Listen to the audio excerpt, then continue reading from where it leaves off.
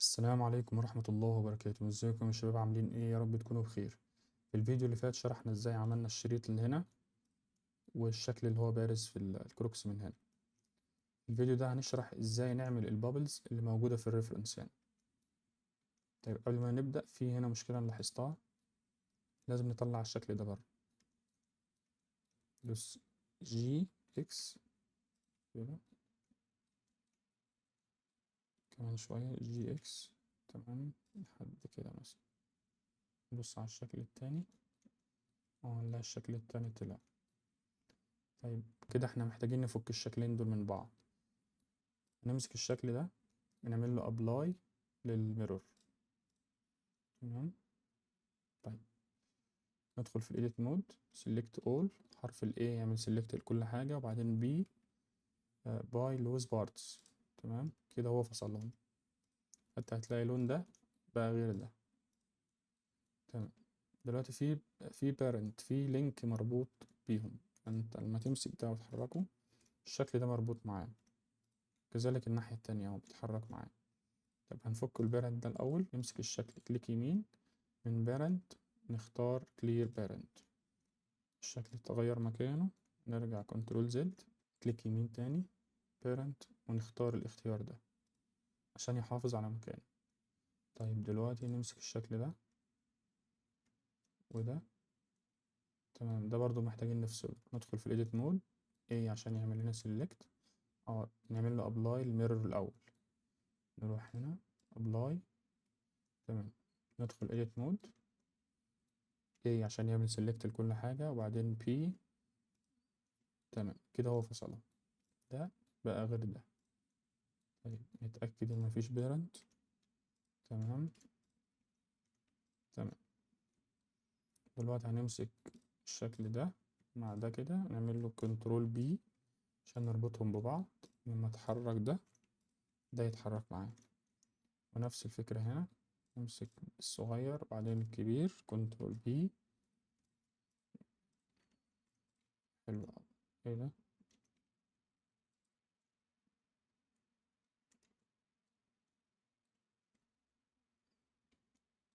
طيب كليك يمين، set origin to geometry، تمام. حرك ده كده برضو، في لينك هنا.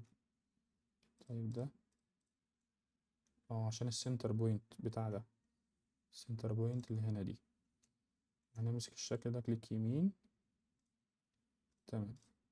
ده كده لوحده وده كده لوحده، بس ده محتاج السنتر بوينت بتاعه يجي في النص عنده هنا. كليك يمين، تمام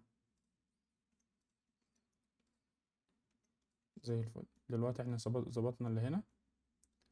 نمسك ده، نبص من هنا كده مثلا، ندوس جي اكس لحد لما يمشي شوية لجوه كده. ممكن نلفه شوية، حلو كده زي الفل، تمام. نرجع بقى لموضوعنا. طيب عشان نعمل البابلز اللي موجودة هنا، نبدأ بالشكل ده مثلا، نعمل له سلاش. دلوقتي هناخد منه كوبي، شيفت دي، هنظهر الاختصارات الأول، شيفت دي، انتر، بعدين سلاش تاني، كمان سلاش، تمام. دي النسخة الجديدة. احنا محتاجين منها السطح اللي هو اللي بره هنا، الوش اللي هو هنا، مش الوش اللي جوه. طيب ندخل edit مود، نظهر الفيرتكس، تمام. طيب عشان ناخد الوش اللي بره، هنروح على السوليديفاي، نعمل له ابلاي، تمام. دلوقتي ادخل edit مود، هتلاقي فيه وش بره ووش جوه، احنا عاوزين اللي بره بس. طب هنحدد ازاي اللي بره؟ نروح لأداة تحديد اللوب، الايدج، والت كليك هنا، نكمل السليكشن،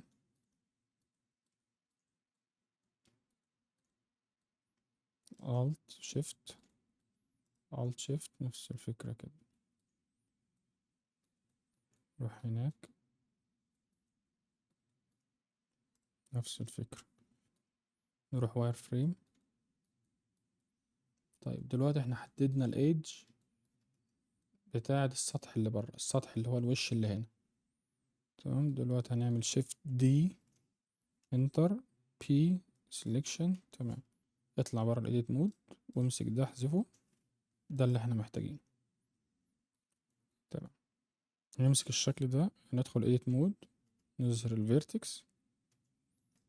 تمام، نعمل select all، نفس الفكرة اللي عملناها أول مرة، كليك يمين أو كنترول F، جريد فيل، بالظبط ده اللي احنا عاوزينه. تمام،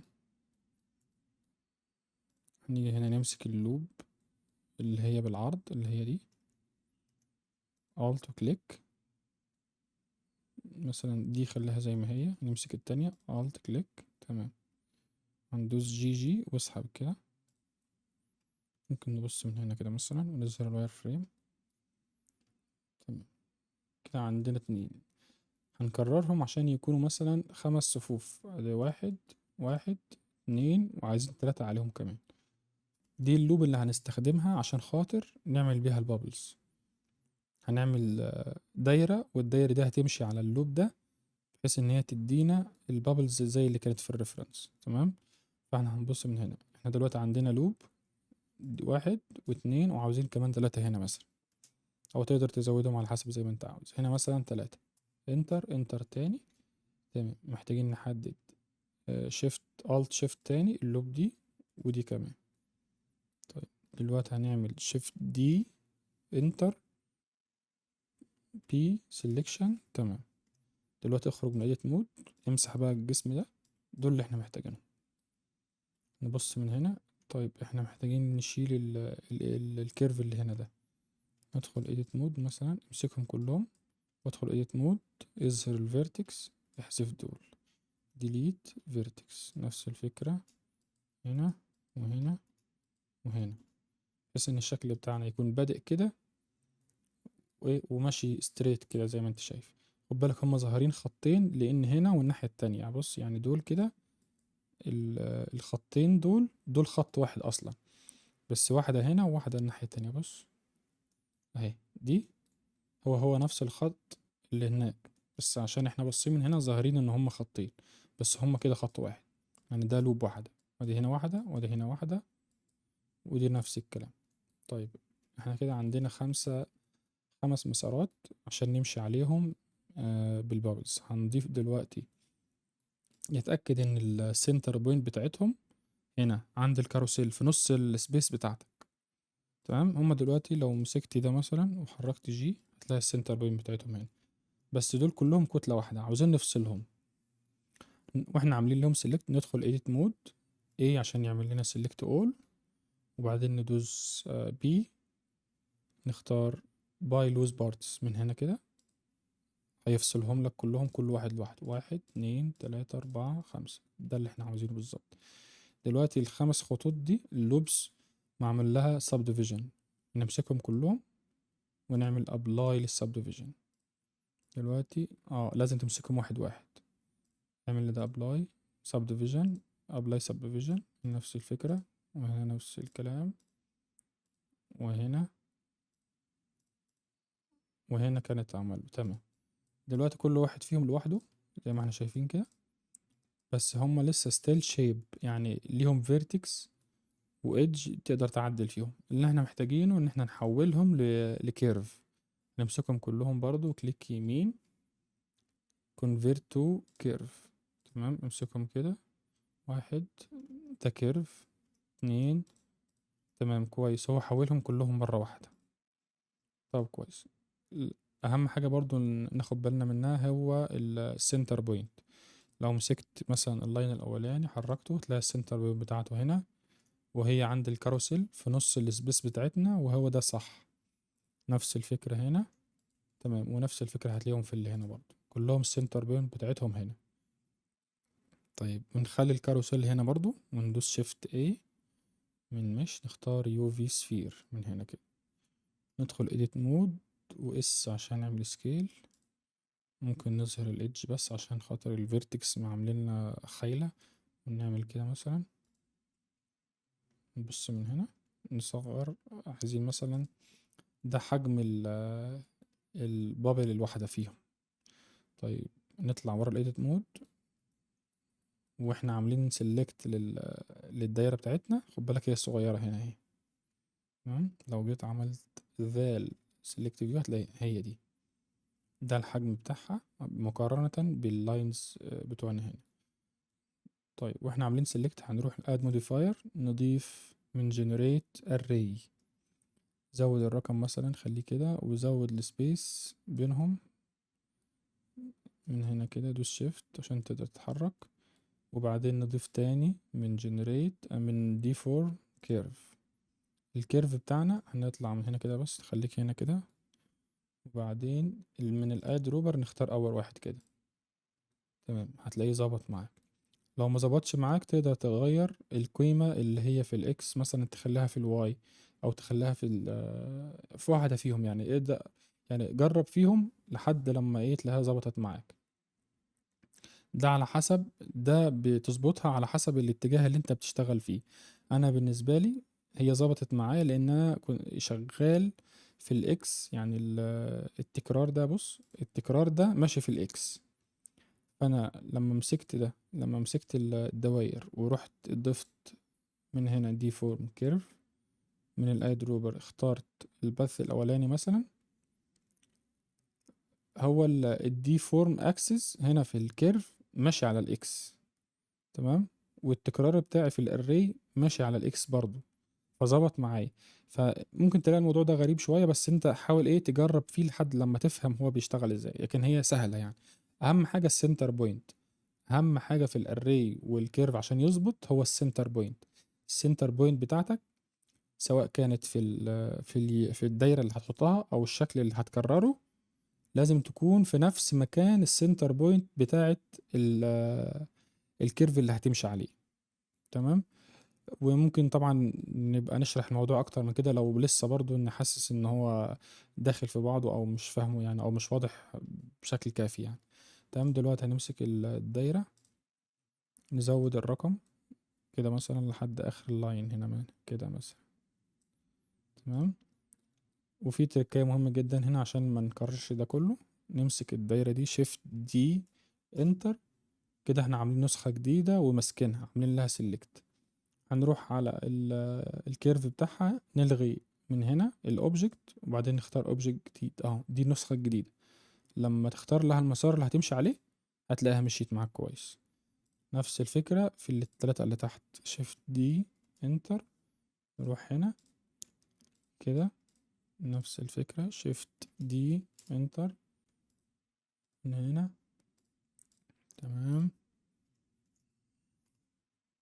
حاسب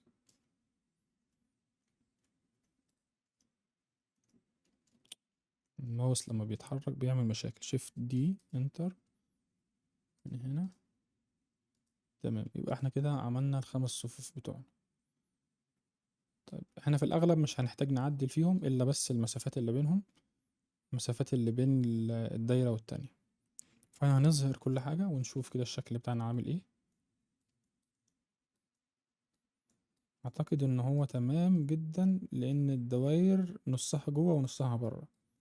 لو لقيت ان في مثلا حاجة طالعة بره او مش مظبوطة، مثلا عايز اشوف مشكلة مثلا عشان نحلها، يعني مثلا زي هنا مثلا، زي هنا الدوائر دي طالعة بره شوية اكتر يعني، المفروض تدخل نص جوه ونص بره.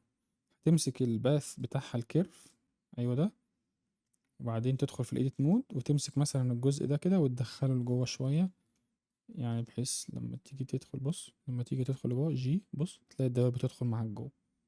دي الحركة دي تعملها لو في مشكلة، لكن هي كده تقريبا تعتبر عادي يعني، زي الفل كده. تمام، نفس الفكرة اللي عملناها هنا هنعملها هنا.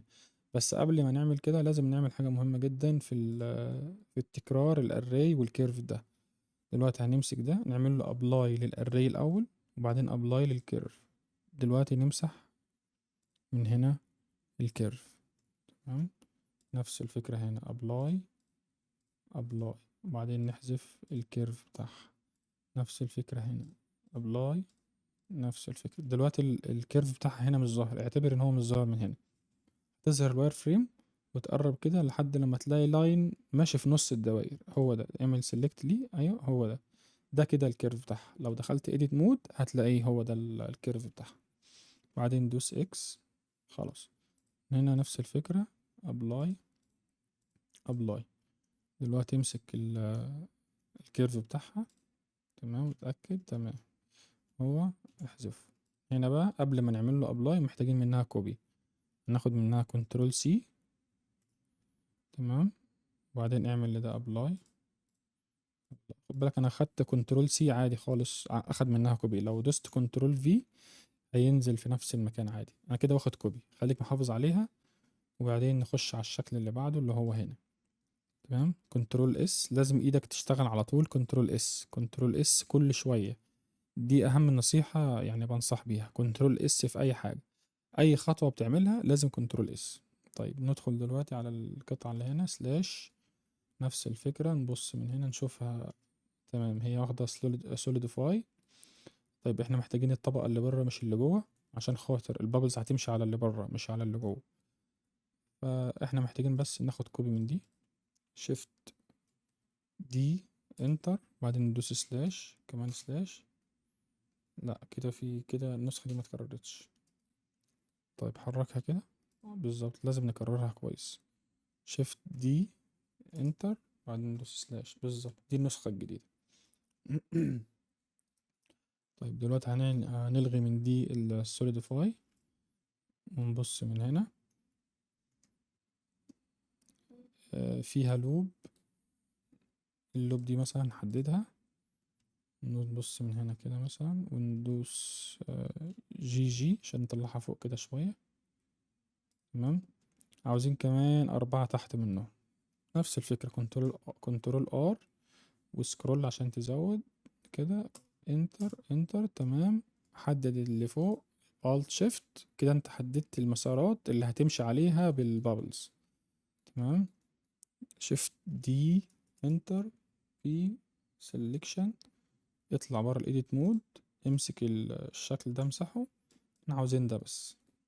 طبعا نبص من هنا، حاول ما تغيرش فيه اي حاجة عشان خاطر شكله يكون متناسق. ترتيب البابلز يكون متناسق على الكروكس. تمام. احنا مش هنغير في اي حاجة خالص، احنا هنسيبه زي ما هو. دلوقتي احنا كنا واخدين كوبي من البابلز. كنترول في. تمام. اللي هنعمله كالتالي هو ان احنا نحذف اللاين اللي هنا. اللاين بتاع دي اللي هو الكيرف. ونمسك ده. نفس الفكرة. نحول دول لكيرف. قبل ما نحولهم لكيرف لازم نفصلهم عن بعض. ندخل edit mode select all. تمام. وبرضو قبل ما ندخل edit mode معلش اخرج تاني واعمل له apply للسبديفيجن. تمام. دلوقتي ادخل هنا. حددهم كلهم. بعدين P. من هنا كده فصلهم. 1 2 3 4 5 بالظبط. دلوقتي هنحولهم لكيرف. select وبعدين كليك يمين convert to curve. تمام. كده حولهم كلهم. حتى لو بصيت هنا في الاوتلاينر هتلاقيه حولهم تقريبا. اه بالظبط، كلهم كده بقوا كيرف. تعرف من هنا، تعرف من الايقونة دي. ايقونة الكيرف هنا يعني دول كلهم بقت ايقونتهم اللي هنا ايقونة كيرف. ايقونة المش هتلاقيها المثلث اللي هنا ده. فالايقونة دي ايقونة الكيرف، فانت ما تمسكهم كلهم كده وتلاقيهم نفس الايقونة دي يبقى هو حولهم كلهم كيرف. مش محتاج تتأكد منهم يعني. ممكن تمسكهم كده وتتأكد يعني عادي. طيب امسك دي. ومن الاي دروبر اختار الاولاني. نفس الفكرة ظبط معانا. دلوقتي امسك الدواير زود لحد لما توصل لحد اخر المسار زي كده. ونفس اللي عملناه فوق هنعمله هنا. شيفت دي انتر. من هنا اختار اللي بعده. تمام. ممكن تزود فيه واحدة بس عشان ايه فرق معانا. وشيفت دي انتر نفس الفكرة. بس كده. طيب محتاج نزود له ده واحدة كمان عشان هناك. بص هناك تلاقي ممكن تلاقي الرقم مش مظبوط، فانت تقدر تزودهم كده. لكن الفكرة واحدة. شيفت دي انت حاسب. شيفت دي انتر.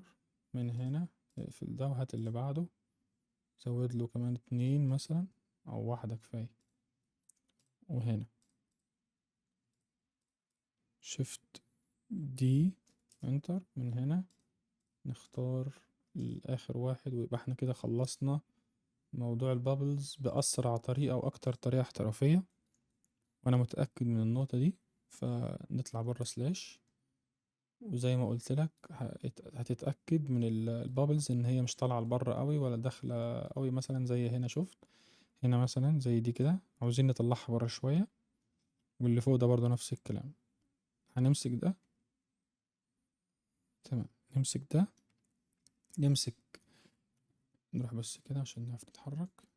ايوه، تلاقي هنا مثلا اهو، امسك اللاين ده اللاين اللي في نص الدوائر بتاعتك. تمام، دلوقتي احنا عاملين له سيلكت، لو دخلت edit مود هتلاقيه ظهر معاك من بره عشان تقدر تتحكم فيه. طب احنا عاوزين نبص من زاوية تساعدنا ان احنا نطلع ده لبره، من هنا مثلا كده عشان تشوف، وامسك مثلا فيرتكس واحدة بس من هنا، وفعل proportional editing، الاختصار بتاعها هو O. تمام كده اتفعلت اهي. ودلوقتي احنا هنتحرك في محور الواي، يعني احنا لما ندوس جي هندوس جي واي عشان يحافظ على كل حاجة، بس ان هو كل اللي هيعمله ان هو هيطلع دي لبره شوية. جي واي، وكبر كده عشان يعمل تأثير على نقطة كبيرة. بص بص، هو كده بيعمل ايه، بيطلع اللي هنا واللي جنبها مثلا بشوية. البروبوشنال ايديتنج هي اللي بتساعدنا في الكلام ده، ان هي بتدي التأثير على كذا حاجة. هنا مثلا هنمسك اللي في النص بس، وممكن بس نبص من هنا كده وندوس جي واي واطلع بيه، حاسب جي واي واطلع كده وانت دايس شيفت، حاجات بسيطة خالص زي الفل. نفس الفكرة هنا، نروح واير فريم، نحدد اللاين اللي بينهم اللي في النص ده كده الكيرف بتاعهم، ادخل edit مود وحدد فيرتكس واحدة من هنا كده، وجي واي مثلا او في الاتجاه اللي هتكون فيه. تمام، ظبطنا دي هنا. وهنا برضو ممكن سنة صغيرة بس مش مشكلة يعني. هنا مثلا محتاجين سنة برضو، نروح نمسك الشكل ده، ايوه، اللاين اللي في النص، تمام هو ده. ندخل edit مود ونمسك واحد فيرتكس بس من هنا، وندوس جي واي وشيفت وانت بتحرك بالماوس عشان تقدر تتحكم في الحركة زي الفل. يبقى احنا كده ظبطنا البابلز بتاعتنا. دي احسن طريقة هتعمل بيها الكلام دوت، لازم تمشي بالكلام ده بالظبط. ولو في حاجة تاهت منك ارجع اتفرج على الفيديو تاني، عشان دي اكتر طريقة هتطلع لك الشكل مظبوط. وبكده احنا نكون خلصنا الفيديو ده لحد هنا، وشكرا جدا، والسلام عليكم ورحمة الله وبركاته.